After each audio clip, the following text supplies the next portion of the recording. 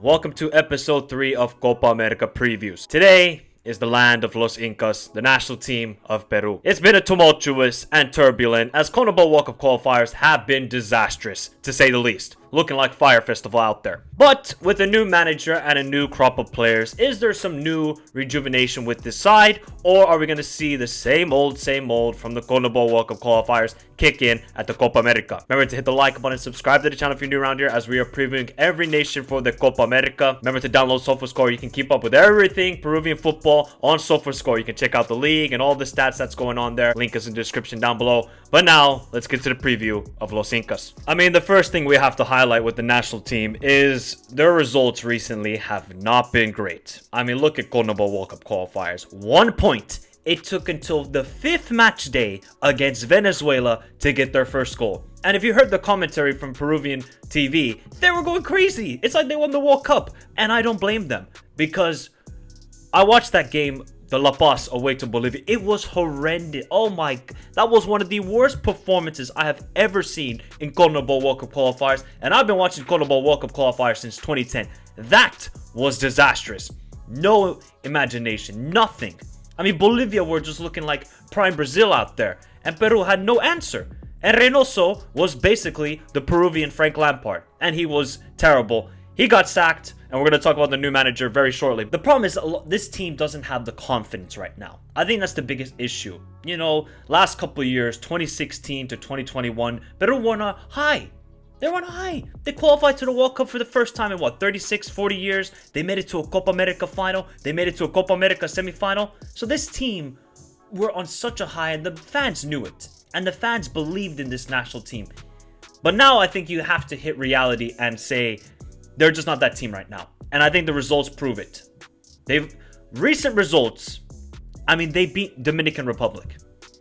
Do you think the Dominican Republic, do you immediately think of, oh, it's a football nation? No, it's a baseball nation. But they're improving in football, I'll give it to them. This team just needed some confidence. They needed to get some wins. Yes, you could say they should have not scheduled easy fixtures. They needed some confidence heading into this Copa America. I mean, some confidence. If they played against Italy or Germany again, they will lose, and then the confidence is even lower. They cannot build up play. Recent results have not been great, but maybe there is some positivity with those two results. Just get some victory, get some goals into the team, build some confidence, build some momentum. It's funny, because you look at Peru's performances in the Copa America. The last time they were in the group stage was 1995. I wasn't born yet. 1995. They made it to, yes, quarterfinal. Third place, quarterfinal. Then obviously runners-up and 4th place. Oh man, that 2019 final, I wish they won it. Oh, I wish you guys had won it if you're Peruvian. I wish you would have won that. You deserved it. But you could say, oh man, this is not the greatest generation. I mean, look at the late 90s and early 2000s. Yeah, you could say it's not the same generation compared to 2010 to 2020. Let's say around there. But they still made it to the quarterfinal. So it's kind of like, you know who Peru remind me of? They're like Switzerland. You know, not really fancied. But when it comes to tournament football, they will perform. They will definitely perform. So you can never write them off and say, yeah, they're done. They're finito. Nope, no chance. Adios. Adios. Just go back to Lima. Go back to Cusco or wherever. You're done out here. No. Peru will still come into this Copa America. As you see with the group, and we'll talk about the group and the prediction later, it's not the worst. So you have to have some belief in this national team. And with the recent results in Copa Americas, you can still say, oh, they don't have the same quality. They don't matter. It bleeds into the national team. And I'm sure the media will talk about it, and the fans will definitely talk about it as well. But I have to say, following South American football and following the Copa Sudamericana and Copa Libertadores, Peruvian teams have not done well in recent years. I mean, at all.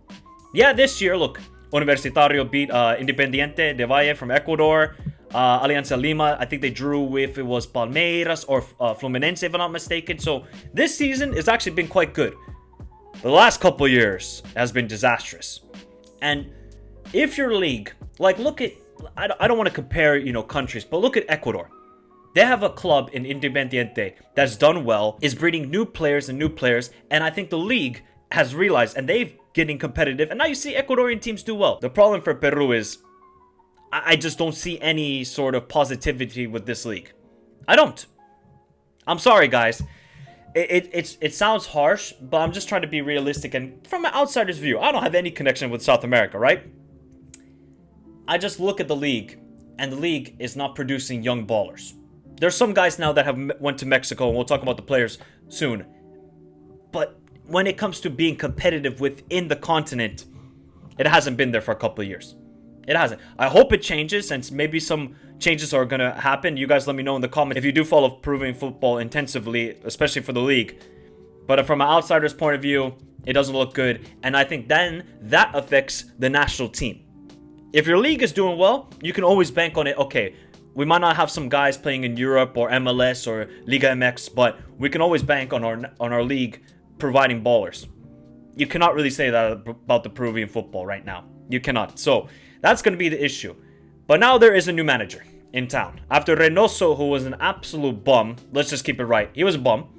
He was a bum. The guy had no tactical idea. Yes, he was a Peruvian, national team player. But as a manager, out of here. It was terrible. So the new manager is Fossati. Now, I don't know much about Fossati. I know he did manage the Uruguay national team back in 2005, 4, somewhere around then. He obviously failed to get Uruguay past Australia in that intercontinental playoff. And he just won the league with Universitario in Peru. So it's a very interesting hiring. And yes, you could say it's a safe hiring. He understands Peruvian football. He understands some of the players. So I think that's going to help with at least for this period. And building some confidence for the summer and for the rest of the CONMEBOL World Cup qualifiers. But when we look at the tactics, he had to revert to something else. Because what tactics Reynoso were doing, or lack of tactics, shall we say, it wasn't working. Fossati had to come in and change it. And he's been a manager for a very, very long time. He has been managing since 1993. 93. He's been all over the place. Ecuador, I think he went to United Arab Emirates. I think he was also Qatar. A lot of places. And now he's the national team of Los Incas. Is he going to do well? No, I don't know. That's just my issue. I don't know much about the guy, so you guys have to let me know in the comments as well. I can do all the research, but if I don't see Universitario play from last season, obviously they won the league, he must be doing a good job. And it's a safe hiring, but maybe it's a hiring that they should have done in the first place and not Reynoso. But let's talk about some of the players. Compared to what Peru were in 2016 to 2018, where, my God, man, some of the football I was watching and some of the players like Carrillo to Farfan to Paulo to every player, it was almost like they were in their prime. And the football, that's why when I look back at that 2018 World Cup, I just wish Peru would have made it out of that group. I wish. Now, it's a mix of elder players mixed in with some young guys who are just coming through and getting their first couple caps for the national team. The fact that Paulo Guerrero is still involved, right? He is an absolute legend. He is a legend. One of the best players ever for Peru. I'm sorry, 40 years old. And he's still involved. 40 years old. Love the guy. Come on, man. You have to know when it's time to retire and just say, hey, young guys, come on through. Take the lead. Take this national team back to where it should be. But he still hasn't retired. And Labadula is 34 years old as well. So if those two are going to play at striker at the same time, the combined age is 74 years old. 74! So I don't think Fossati is going to do that and start them both, but it would not be a great idea in my opinion. When I was watching the extended highlights against the Dominican Republic, there was one guy that really caught my eye, and that was Piero Quipe, who just made the move to Mexico. He looked like a lively midfielder, and that's somebody that they kind of need. They need a lively midfielder. They haven't really had that since Cristian Cueva. That's the last time I was like, oh my god, that's a good midfielder. And yes, this team doesn't have Tapia, and obviously Tapia will be involved in the Copa America. It's just, this national team and the quality, it's not there. It's in a rebuild phase. You have to accept The 76ers of the NBA accepted a trust the process. Peruvians, you gotta trust the process. This is now trust the process. Can you handle the process? Or you say, you know what? F the process.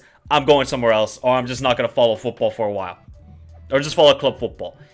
So yeah, look. The national team, it doesn't have the same quality. But you can see that there is some new players emerging.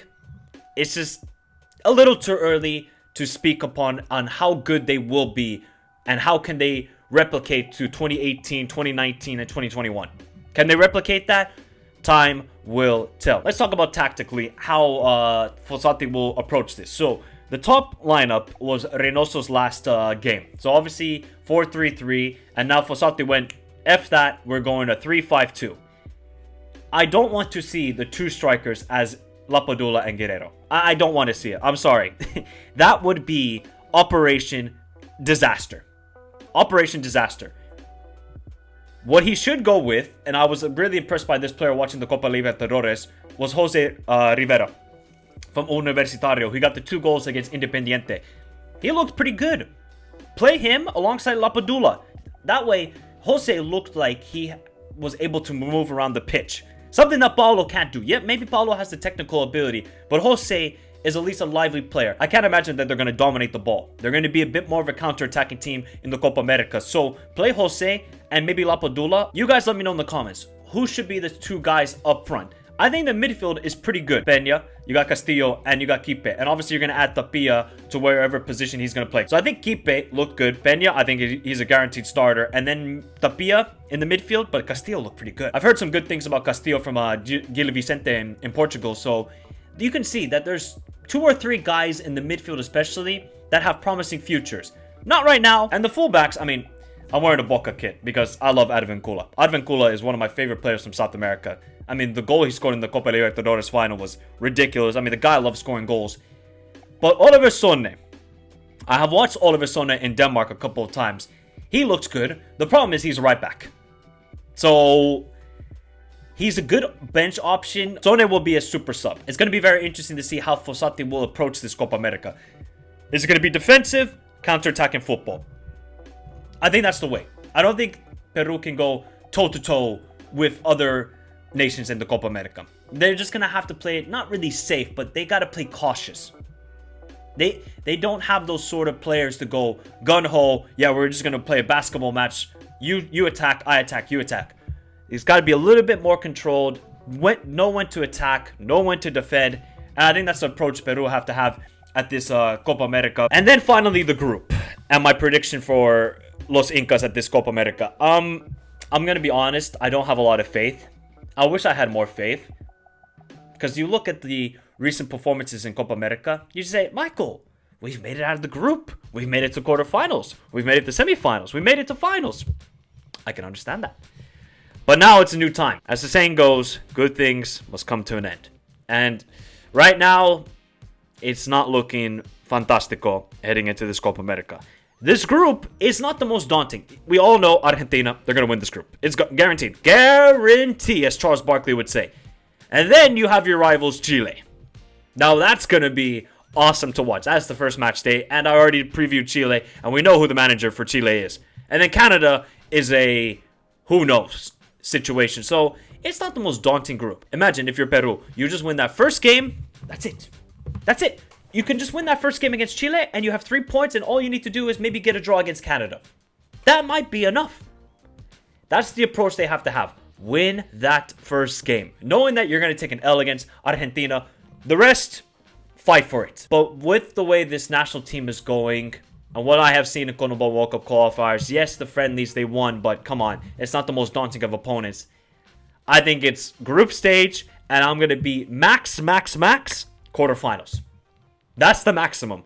But my overall prediction is a group stage for Los Incas. I hope I'm wrong, and I hope they prove me wrong. I really, really hope they prove me wrong. But sometimes with these national teams, you have to be honest, and you have to be looking from the outside. And from the outside, it looks like it's going to be a very difficult Copa America. But hey, I'm always up for surprises. Maybe Los Incas can surprise me and make it out of the group. And hey, Group B is not the most daunting either. you can maybe fancy yourself against the first place of Group B. But let me know your prediction. How far do you think Peru are going to go at this Copa America? Is it going to be group stage, quarterfinal, or if you really want to go crazy, like you're on ayahuasca, semifinal?